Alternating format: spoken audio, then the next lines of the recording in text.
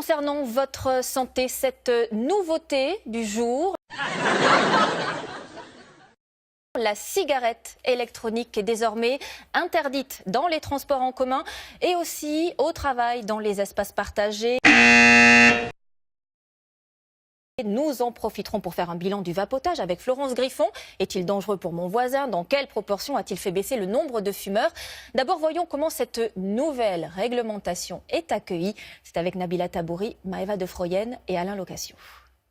L'utilisation de la cigarette électronique n'est pas autorisée. Dans le métro, le message est diffusé en boucle depuis ce matin. Dans les entreprises, l'employeur a désormais l'obligation d'afficher son interdiction. Ben voilà, aller vapoter dehors comme les fumeurs, en fait. Ils doivent maintenant ne plus vapoter dans l'entreprise. La cigarette électronique est dans le viseur. Officiellement, depuis hier, fini la tolérance à son égard. Ce matin, sur le quai du métro, certains adeptes n'étaient pas au courant. Cette interdiction les agace quelque peu. C'est quelque chose de considéré comme pas bien, alors que c'est quand même vachement mieux que la cigarette et que ça donne un peu l'impression qu'on n'a pas envie que les gens arrêtent de fumer. Je vois pas en quoi la vapeur gêne les gens, quoi. Ça n'a pas d'odeur. Nous, ça nous aide. Moi, ça m'a aidé à arrêter la cigarette.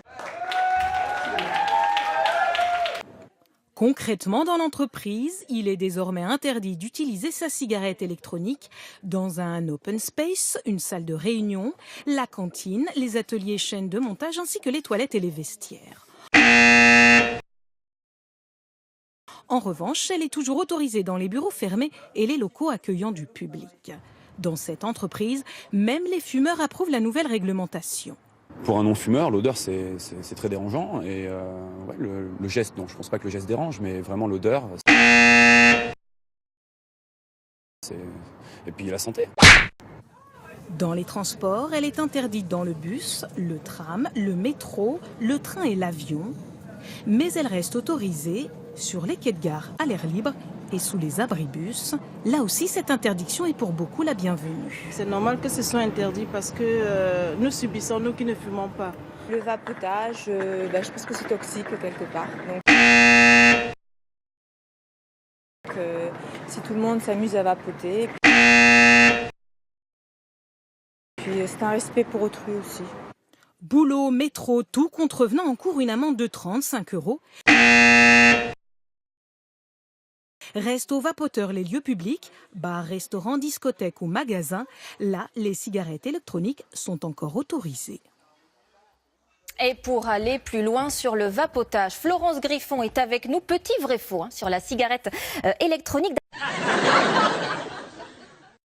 D'abord, le risque pour la santé de l'entourage est-il le même qu'avec une cigarette classique? Vrai ou faux? Alors, c'est plutôt faux. En fait, un fumeur de cigarette classique, il envoie dans l'atmosphère plus de 90 substances dangereuses, dont le fameux goudron. Or, ces substances-là, elles n'existent pas dans les cigarettes électroniques. Le bémol, c'est que les cigarettes électroniques, elles peuvent contenir de la nicotine. Or, c'est excitant. Il peut augmenter la pression artérielle et le rythme cardiaque. Du coup, les pédiatres déconseillent formellement de vapoter à proximité des nourrissons et des enfants. Bon.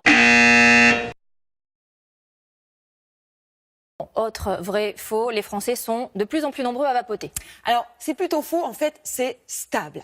D'après Santé publique France, un adulte sur 4 essaye la cigarette électronique chaque année. Mais dans la durée, ça baisse. Ainsi, en 2 ans, le nombre d'utilisateurs réguliers est tombé de 6 à 3%. Les fumeurs qui s'y étaient mis en espérant arrêter le tabac et qui n'y arrivent pas, eh bien, ils reviennent à la cigarette classique. Et alors,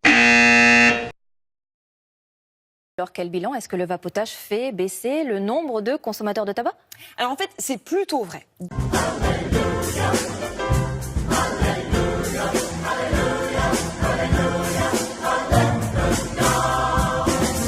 D'après D'après une étude de l'Agence nationale de santé publique, un fumeur qui utilise régulièrement une e-cigarette diminue sa consommation de tabac en moyenne de 9 cigarettes par jour.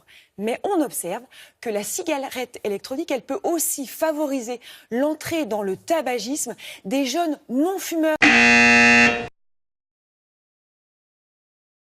qui commencent en vapotant.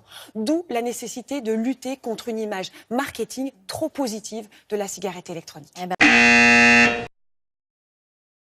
Merci beaucoup Florence pour toutes ces précisions.